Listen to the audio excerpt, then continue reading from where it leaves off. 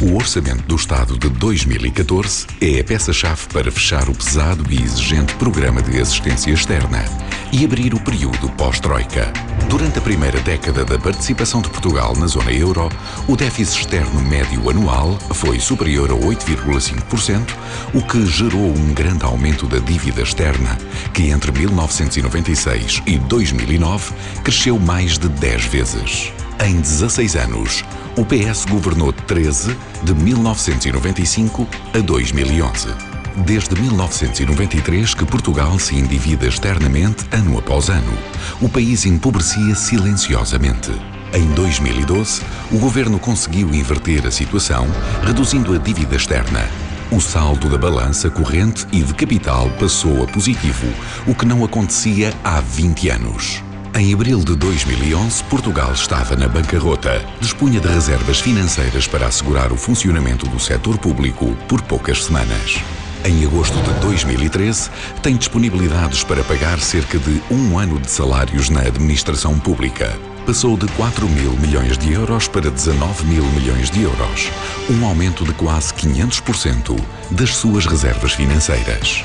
Portugal registrou em 2009 e 2010 déficits na ordem dos 10% do PIB que, associados ao crescimento reduzido da economia e ao elevado custo da dívida pública, tornaram o pedido de ajuda inevitável.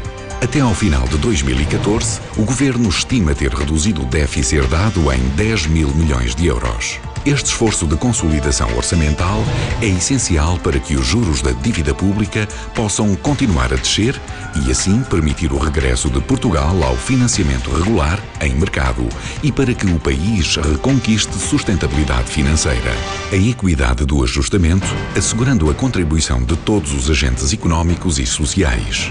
O esforço de consolidação orçamental de 2014 assentou em mais de 80% em medidas do lado da despesa, de forma equilibrada, abrangente e em várias frentes em simultâneo. As prestações sociais e as despesas com pessoal representam 77% da despesa primária do Estado. Assim, a redução da despesa terá de passar obrigatoriamente pela redução de custos com pessoas e despesas sociais. O Governo teve como princípio estratégico orientador a persecução de objetivos de equidade entre trabalhadores do setor público e privado, entre gerações e entre serviços públicos e agentes privados. Em 2014, será apenas aplicada uma única redução remuneratória de 2,5% a 12% nos salários superiores a 675 euros.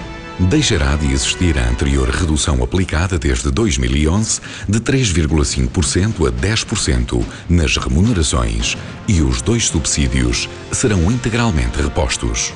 A redução remuneratória de 2014 aplica-se a todos os funcionários do setor público, sem exceção. Recorde-se que aos titulares de cargos políticos acresce um corte de 5%, que resulta da exigência do líder do PSD para viabilizar o orçamento do governo PS em 2011. O pagamento do subsídio de Natal será em regime de duodécimos, com a única finalidade de minimizar o impacto do ajustamento salarial no rendimento mensal disponível. As poupanças com despesa de pessoal serão obtidas através de várias medidas, como a convergência do horário para as 40 horas, a redução de efetivos por aposentação, a rescisão por mútuo acordo e o sistema de requalificação de trabalhadores. A solidariedade e a proteção dos mais desfavorecidos. Do total de população ativa em Portugal, apenas 11% terá redução remuneratória. Dos cerca de 3 milhões e 400 mil pensionistas, mais de 1 milhão de pensões terão um aumento de aproximadamente 1% em 2014, ou seja, mais de 34% dos pensionistas serão aumentados pelo terceiro ano consecutivo. Têm sido igualmente implementadas um conjunto de medidas específicas em determinados setores que visam assegurar a participação de todos os agentes económicos no esforço de ajustamento. A renegociação dos contratos PPP, redução de rendas desde 2012 no setor energético, a redução da terminação móvel no setor das telecomunicações e nas margens das farmacêuticas. Em 2014, o setor energético, PPPs, banca, darão uma comparticipação direta superior a 2 mil milhões de euros. Acresce que foi com o PSD que a tributação das taxas liberatórias para os rendimentos de capital passaram de 20% e 21,5% para 28%. Foi igualmente com o PSD que o Orçamento do Estado de 2013 estabeleceu uma sobretaxa de 3,5% para os rendimentos mais elevados dos particulares e 2 derramas estaduais para as empresas, com lucros acima dos 1,5 milhões e 7,5 milhões de euros. Ou seja, os que dispõem de maior rendimento, pessoas e empresas, foram chamadas solidariamente a contribuir neste esforço nacional. O crescimento e o emprego com vista à melhoria das condições de trabalho da população. Já a reforma do IRC tem por base uma redução progressiva da taxa de IRC, diminuindo 2 pontos percentuais de 2013 para 2014, de 25% para 23%.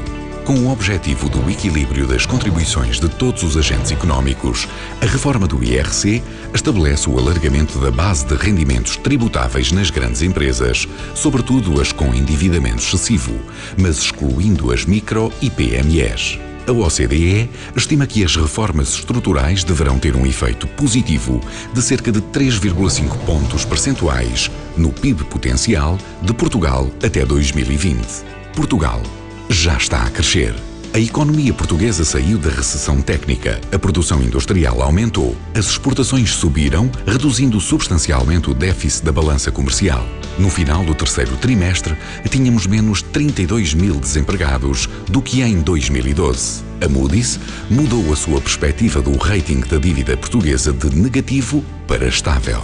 A dívida pública caiu pela primeira vez desde 2011. Em 2 anos, Portugal está a conseguir inverter a tendência e recuperar o crescimento.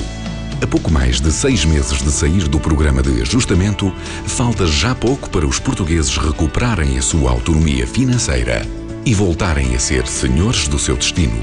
Por fim, PSD está a lançar internamente o debate em torno do novo quadro comunitário de apoio, um instrumento de 27 mil milhões até 2020 que constituirá uma alavanca determinante para o crescimento económico e para a promoção do emprego e coesão social. De janeiro a setembro de 2014, o PSD fará um debate interno e extenso acerca do novo modelo económico para Portugal, que assentará na estratégia aprovada pelo Governo para o fomento industrial, o crescimento e o emprego. Portugal tem esperança. Portugal está no rumo certo.